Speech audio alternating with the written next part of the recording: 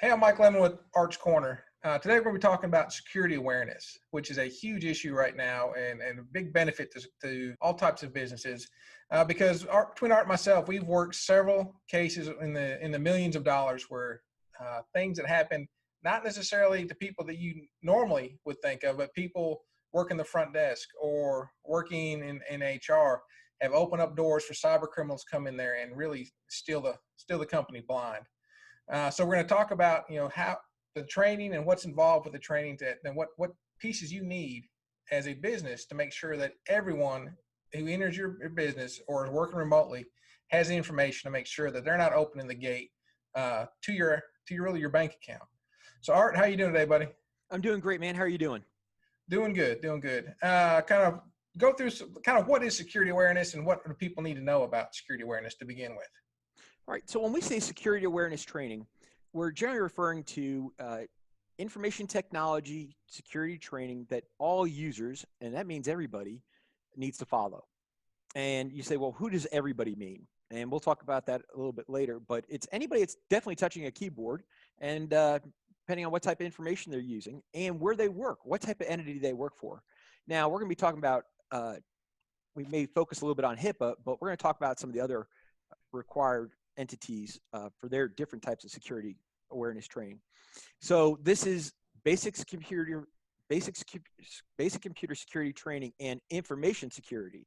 Notice I said they were two different things, and I'll explain to you why here in a moment. But this is designed for these types of employees that may intentionally or even accidentally come in contact with confidential information. Who are we talking about? Mike, when I say end user training, who immediately comes to mind for you? Like medical people, right? That's HIPAA, right? That's HIPAA. People who take credit card information. PCI DSS. That's another one that came to mind for me. I know a lot of manufacturing companies deal with this as well. NIST, National Institute of Standards and Technology, and that game is going to change in September of 2020. You are absolutely correct. Manufacturing is going to see more of a demand for not just end user training, but the whole cybersecurity framework and mindset training. And really, with our background, the law enforcement side, I mean, there's it's a huge issue. That information is guarded pretty closely, and we get trained. We used to get trained on it quite a lot. Yeah.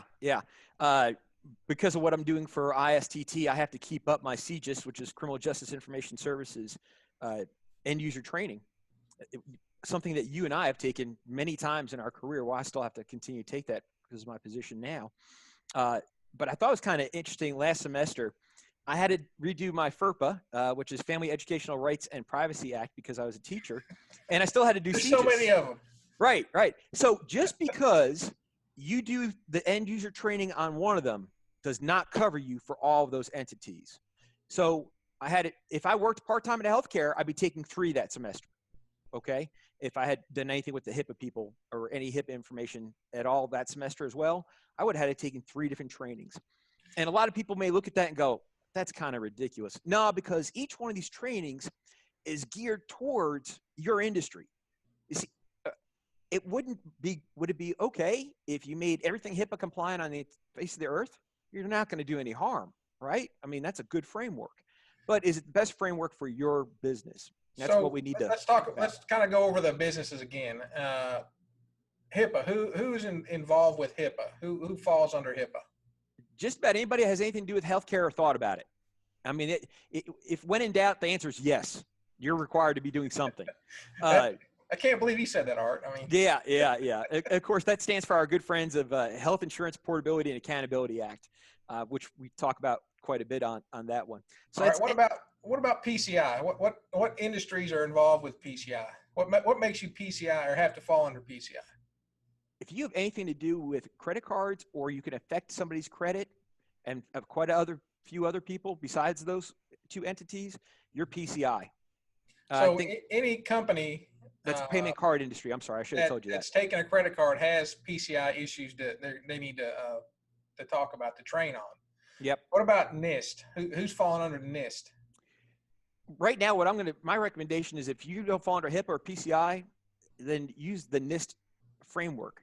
Now, you may not be required right yet to use the NIST framework, but after 2020, September of 2020, depending on where you are on the supply chain, as a manufacturer or a supplier, you're going to fall underneath that. And a lot of businesses don't realize that.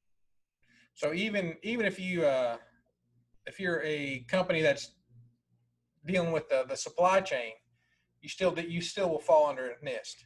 And Mike, even if you are not required, if you're in manufacturing, NIST is the way to go. There are a couple of frameworks or different, I don't want to say regulations, different ones that you can look at as a framework to say, okay, I'm going to use this to determine my security maturity. We used to recommend different ones, but right now everybody's tending to go towards NIST, and I think that's a safe bet. So if you don't know who you fall under, you're not HIPAA, you're not PCI. Let's say you own if you own a lawn care place, do you take credit card? You're PCI. Oh, you don't take credit card? I would still use PCI. Might use NIST, but somebody along those lines. Gotcha. And then if you're a specific entity, like when we were with criminal justice, then those entities have their own individual frameworks and end user trainings. Okay. So with the end user training, we're talking about basically anybody who works for you, from lady at the front desk or man at the front desk to the man or woman in HR, to the IT people, to your salespeople, everyone needs to have this end user training. But why do it? Okay. Well, first of all, you may be required by law, depending on what type of industry you work on. We're going to use HIPAA as an example. You are required by law to have user training. There's no debating on that one. And then the big question is who? Well, who depends on what type of industry you're in, how often, and what does it require? It depends on what type of industry you're in. So I'm gonna focus on HIPAA for just a moment and all of our healthcare people. And one of the things that a lot of people find very frustrating is there's no clear answer. It says when an employee is new, when there's ever any changes to either regulations or policy, and then regularly. It doesn't say every 6 months, every quarter. Mm-hmm. So what I always like to recommend to people is look at the industry standards. Here's what the standard is. You have to have regular training. Great. What's the definition of that? So what I like to do is look at the entire industry of whatever type of organization I'm looking at and find out what is everybody else doing, and if I want to do that or better. I don't want to do anything less than that. So generally what you see is brand new employee gets initial end user cybersecurity training, and then annually. So most businesses, even if you're hired in December, if you have decided January is a great month for everybody to do their HIPAA end user training recertification, and for your annual one, even if they did it in December, have them redo it in January to get them on the regular schedule.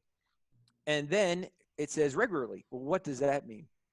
We don't want to bombard people with security alerts because then they'll start ignoring them.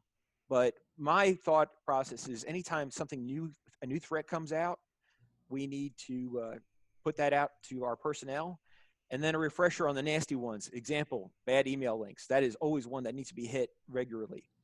I would say that you should be disseminating information to your people no less than quarterly on updates on security issues. And I feel much more comfortable as a monthly basis. Yeah, I think we both have run into the issue with, it's training is training, and right. Everyone doesn't love training. Training can be boring. We've been through 40 hours of online training for 20 years. And, it can be minimum. It can be just seems like it's over and over and repetitive. But I guarantee you, if I asked you, how many times you've been to the fire extinguisher training through HIPAA, right? Or through law enforcement side. Yeah. Oh yeah. Every year you go through the fire extinguisher training. Pass, pull, aim, squeeze, sweep. Right. I haven't done it in 5 years, but I remember it. So part of that is, yes, is it boring? Yes, it can be boring. But when your employee sitting at the desk and all of a sudden there's an email that doesn't quite look right, or from somebody that doesn't quite look right, hey, click on this attachment, and the decision to whether they click on it or they don't, you want that ingrained in them, because at that point, if they don't click on it, that you've done a good job. You've trained them. If they click on it, your whole infrastructure, like we've seen many times in different offices, from lawyers to medical to financial places, that gets opened up and thousands of dollars or thousands of people's accounts are taken. And now you're looking at a huge fine with some of these things, $5,000 to $7,000 per account, correct?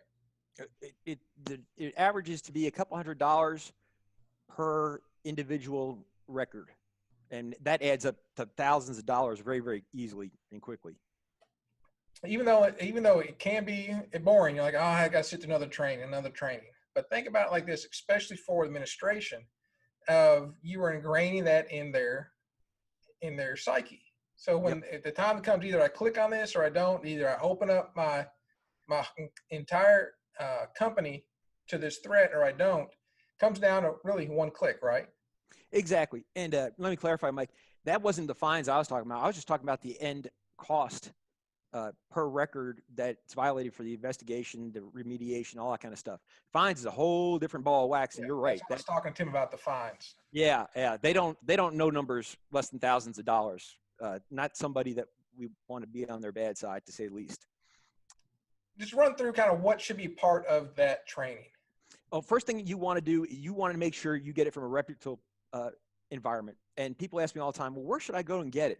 I've got my favorite places, but it's kind of irrelevant what I personally like. What I'm going to recommend you do is you go to your insurance company, go to your medical malpractice insurance and say, can you please give me a recommendation on HIPAA cybersecurity awareness training, annual and quarterly?